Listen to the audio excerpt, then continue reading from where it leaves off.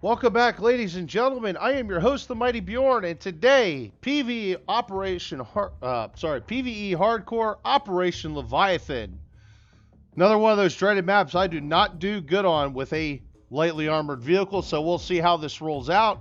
I have a platoon of Beer Gut Bill with the ERC 90F4, Grim Mike with his T64 AV Hunter, and then myself with the M551 Sheridan High Tech. This was actually a contract vehicle.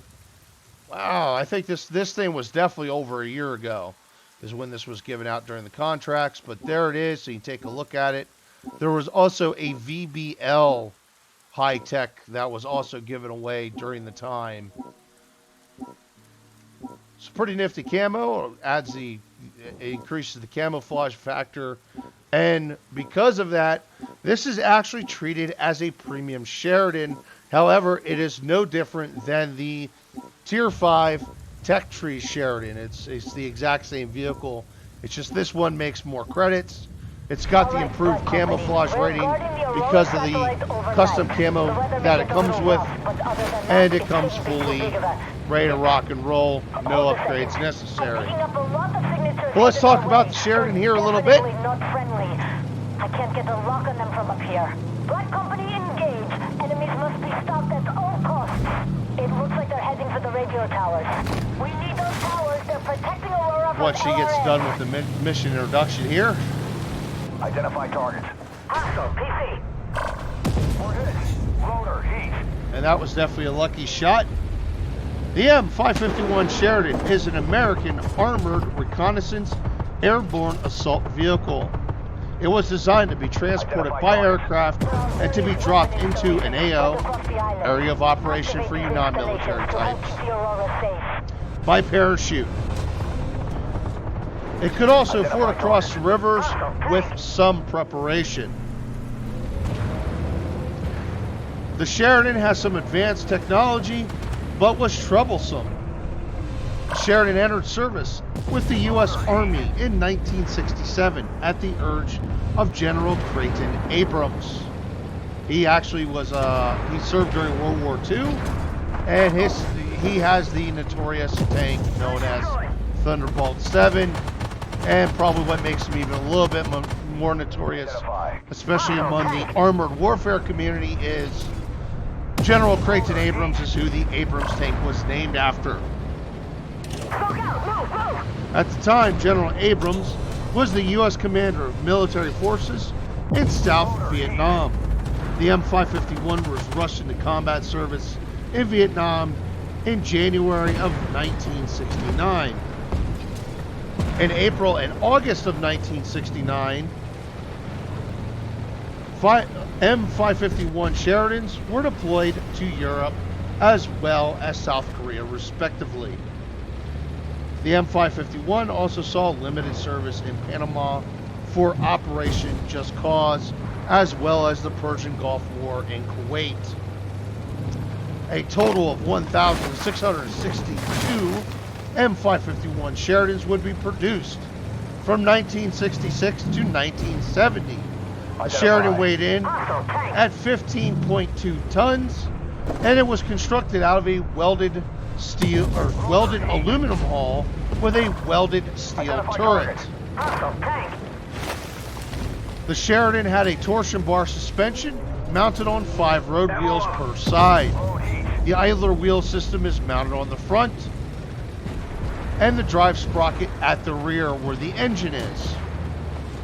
The Sheridan is powered by a 6V53T 6-cylinder turbo diesel engine. The engine produces 400 horsepower, giving a power to, 300 horsepower, giving a power to weight ratio of 19.7 horsepower per ton.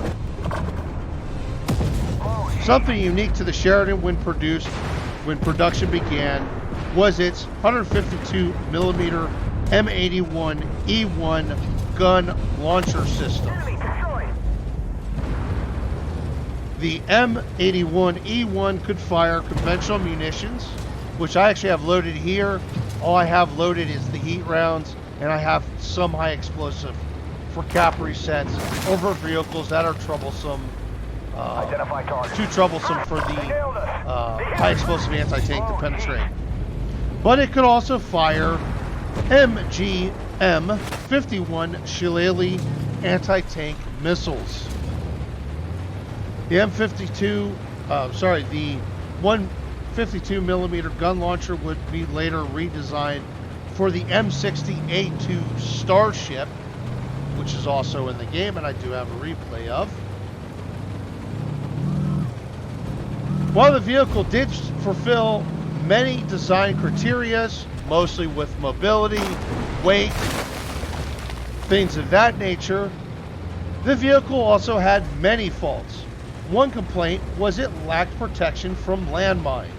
This was due to the thin belly armor to reduce the Sheridan's weight for air transportation. Also, as a note, while the electronics at the time was very advanced, they also had many faults.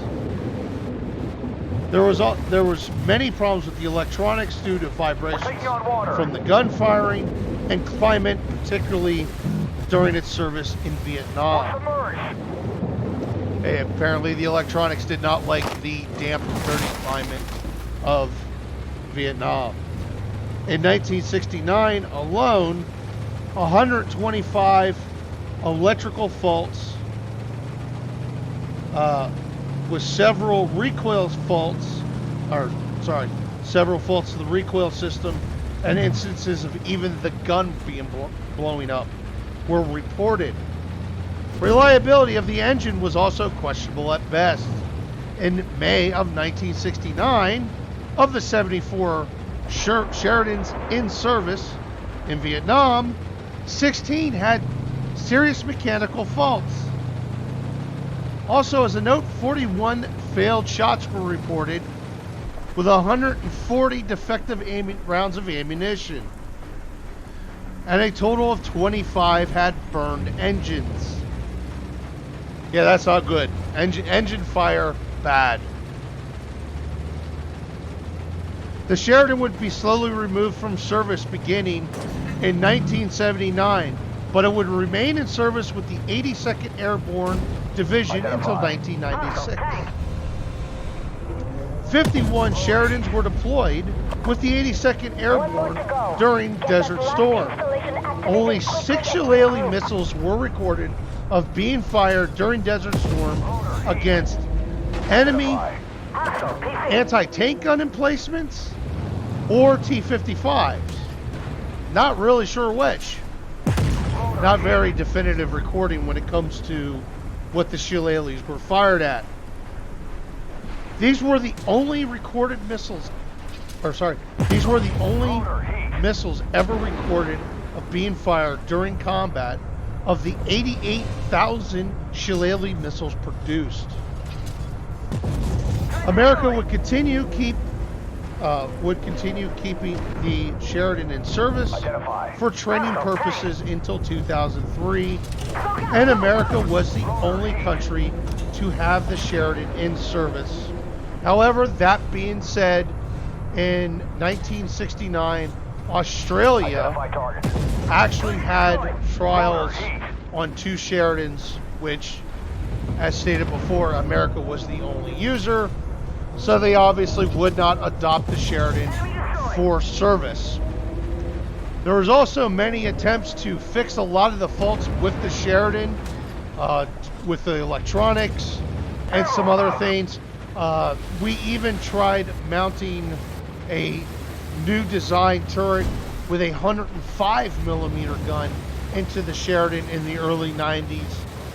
However, it was decided that the 105 millimeter gun actually had way too much recoil for the vehicle itself to be used.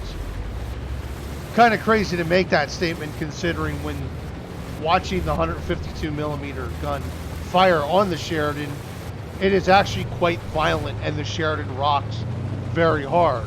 Also reverting back to the problems with vibrations, screwing up the electronic systems for the gunnery controls and even the optical control systems of the Sheridan. That being said, essentially what it comes to me, knowing what I know about vehicles, more modern vehicles, is the electronics was just too far ahead of its time, and the electronics at that time for the gunnery controls and the optical controls and things of that nature was just, it was too soon to be putting those in a combat vehicle, especially a combat vehicle of this vehicle's nature. Alright, so we're wrapping up here the mission on Leviathan. Right now I'm just kind of spotting here, trying to get a sight on these vehicles that are driving across, but it's not working out very well. The Sheridan is a Tier 5 light tank in armored warfare. It does not have a very good aim time or stabilization, but it's a 152 millimeter gun. It hits hard, and surprisingly, its heat munition is actually quite effective. Considering at this tier, most vehicles don't have explosive reactive armor and spaced armor, and most vehicles that do actually has pretty glaring weak spots where the heat munition can penetrate said vehicles. So this vehicle can be quite effective at its tier. And that being said, I've also noticed playing some PvP in this vehicle. Actually, I played quite a few matches PvP in this vehicle. It is actually a quite popular vehicle at Tier 5 for PvP. Most likely due to its decent speed, but good camouflage rating and very hard-hitting gun. That being said, though, it's also not the most accurate gun to fire at Tier 5. Let alone this actually has some drawbacks when it comes to aim time and accuracy that the Starship doesn't have at the same tier. But also, that being said, the Starship is a bigger vehicle. Its armor's about as... The armor's unreliable for the M60A2 as well, even though you don't expect the armor to be reliable on this, considering it's a light tank.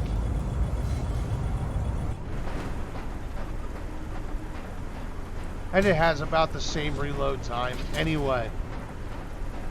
Also, the Starship does not enjoy the camouflage factor that the Sheridan does enjoy.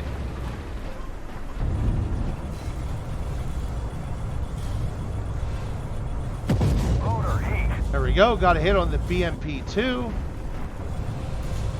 There's another enemy Sheridan down there. I'm just going to reload. And I'm just letting my teammates mop up right now.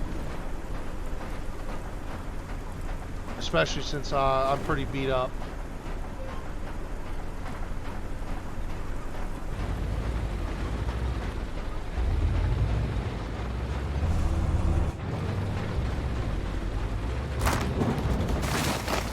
This is also one vehicle I would recommend use mounting a breech block on this vehicle, even though it is such a low tier. But even with the breech block reload skills and things of that nature, I still have a slightly over 12-second reload. So the reload stock on this vehicle is actually quite long, which is also the same case as the Sheridan. Trying to get a bead here on the Swain fire without being spotted.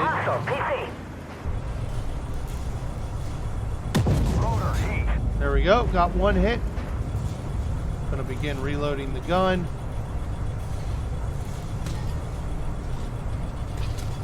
There goes the second one, and sorry, my mistake, not 12-second reload, 10.25 second reload, slightly over 10 seconds. And finished them off. And that is the end of the match, folks. We got the W here. Alright, so let's go over the match results about the Sheridan. Definitely a fun vehicle to play. I don't think it's the best vehicle at Tier 5, but it's a lot of fun. Damage dealt, I would do 17,188. I would spot 16 enemy vehicles and destroy 9, grabbing myself the blue star. And all that being said, I would be number 1 for damage overall. However, I would not be number 1 for spotting. That would actually go to Beer Gut Bill, although I would be number 1 for the amount of vehicles spotted. But anyway, folks, thank you very much for watching this video on the M551 Sheridan. Hopefully you enjoyed it very much. And yeah, hopefully I'll see you again for the next Armored Warfare replay.